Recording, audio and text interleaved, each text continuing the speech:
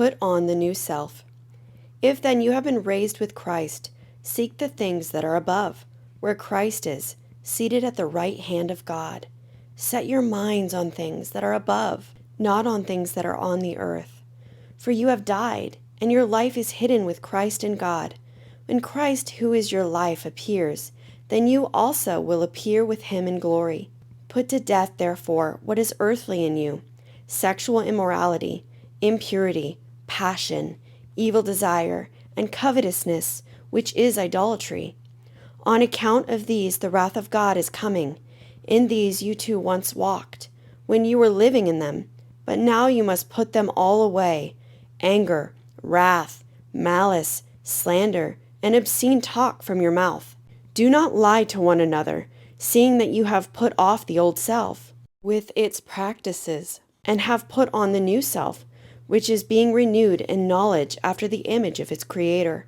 Here there is not Greek and Jew, circumcised and uncircumcised, barbarian, Scythian, slave, free, but Christ is all and in all. Put on then, as God's chosen ones, holy and beloved, compassionate hearts, kindness, humility, meekness, and patience, bearing with one another, and if one has a complaint against another, forgiving each other. As the Lord has forgiven you, so you also must forgive. And above all these, put on the love, which binds everything together in perfect harmony. And let the peace of Christ rule in your hearts, to which indeed you were called in one body. And be thankful. Let the word of Christ dwell in you richly, teaching and admonishing one another in all wisdom, singing psalms and hymns and spiritual songs with thankfulness in your hearts to God. And whatever you do, in word or deed, do everything in the name of the Lord Jesus, giving thanks to God the Father through him. Rules for Christian households.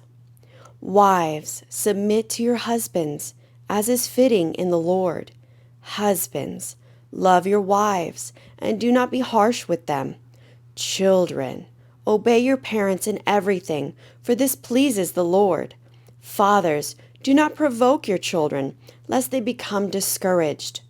Bondservants, obey in everything those who are your earthly masters, not by way of eye service as people pleasers, but with sincerity of heart, fearing the Lord. Whatever you do, work heartily as for the Lord and not for men, knowing that from the Lord you will receive the inheritance as your reward. You are serving the Lord Christ. For the wrongdoer will be paid back for the wrong he has done, and there is no partiality.